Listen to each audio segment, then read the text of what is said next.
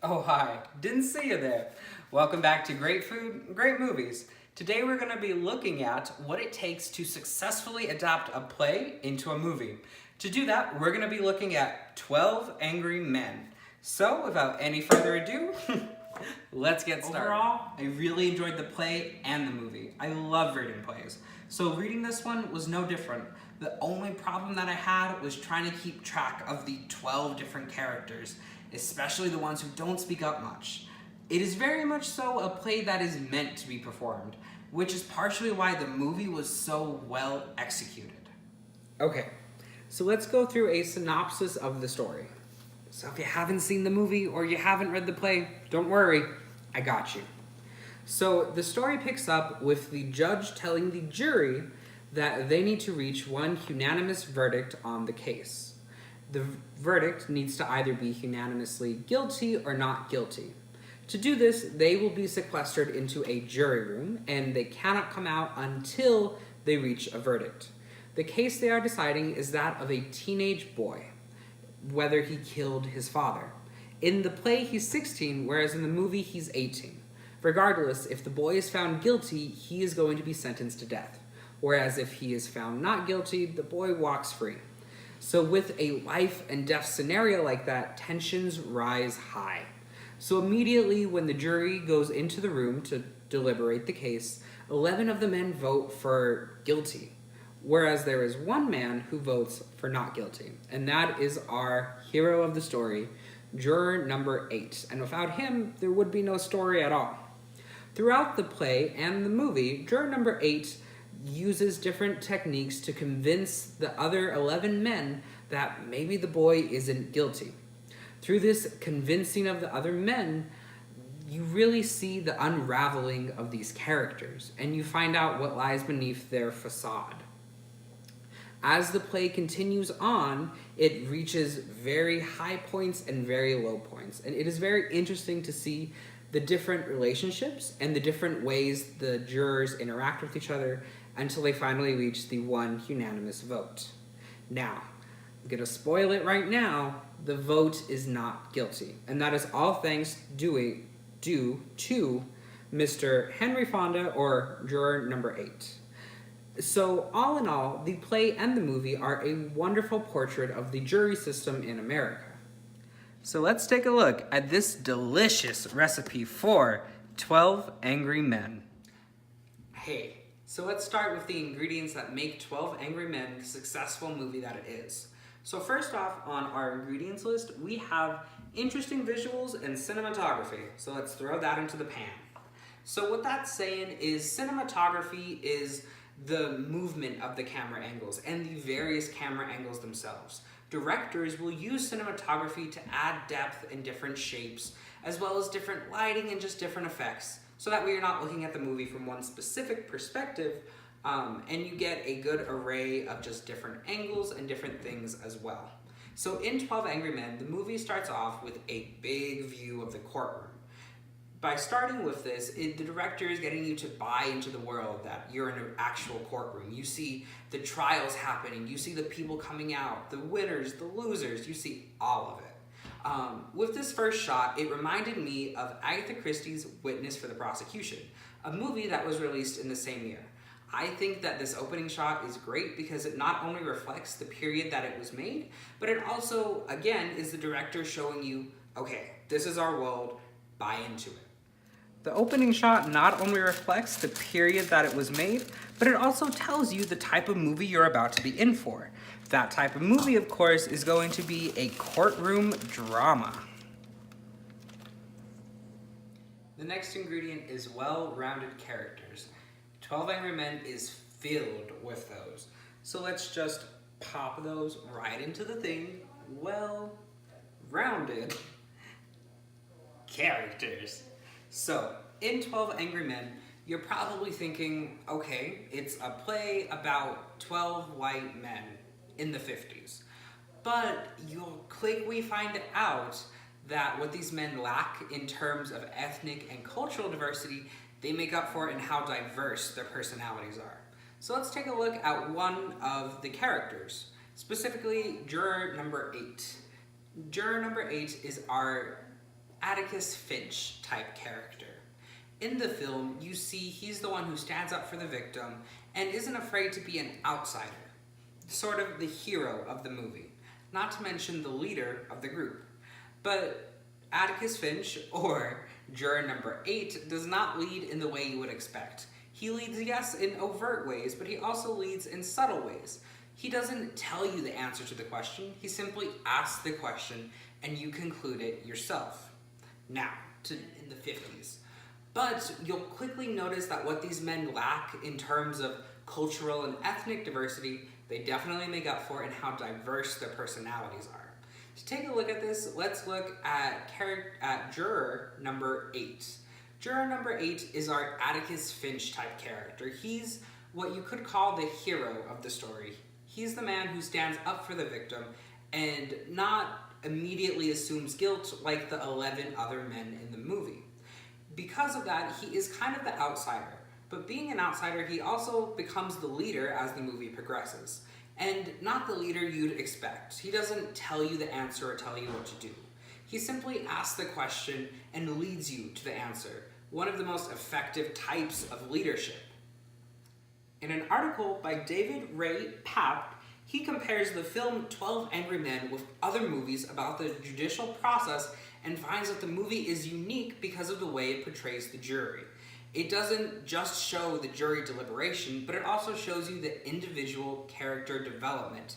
This is definitely seen in juror number 8. In the script, the playwright Reginald Rose does a good job of creating characters that are three-dimensional. The way he creates his characters is similar to John Steinbeck in my opinion. If you read any Steinbeck novel, Steinbeck doesn't create heroes and villains. He simply creates people. These people mess up and fail and succeed, but at the end of the day, they are just people. And whether they are good or bad, that's up for you to decide.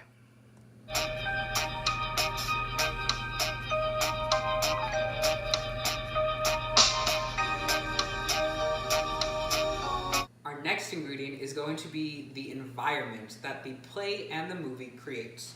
In an article by Edward Pekowski, he says, quote, "One of the things that's great about 12 Angry Men is that there are only 4 locations used in the film: the courthouse, the deliberation room, bathroom, and the steps outside the courthouse."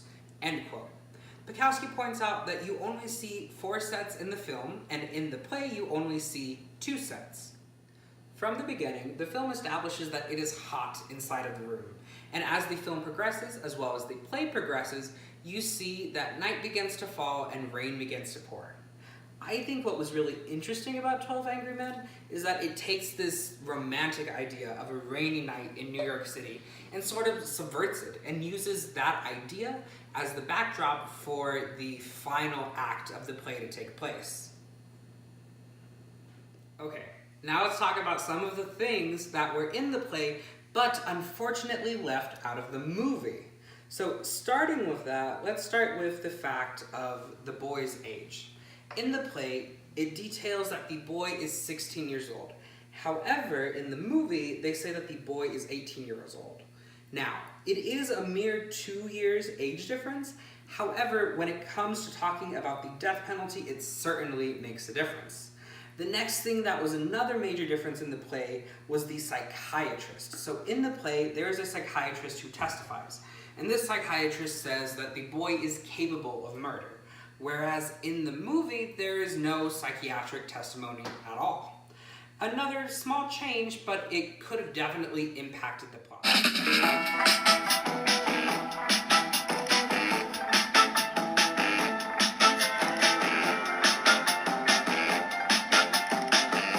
Those were just some of the differences between the play and the movie. And to be honest, I'm okay with the differences. What might work on stage might not work on camera, and vice versa. Not to mention, the movie is its own artistic creation and should be allowed to do things differently than were done in the original production.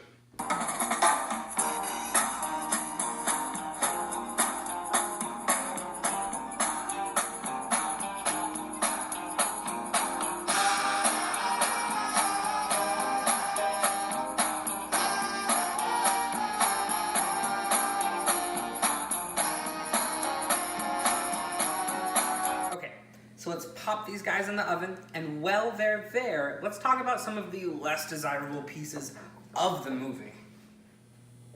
Now, let's start with some of the things that I didn't love about the play. So the first one is going to be the idea of juror number 8, Henry Fonda, as he was played by in the movie, changing the minds of 11 other people. Now, I'm not saying it's impossible, I just think it's unrealistic. And I found an article that agreed with me.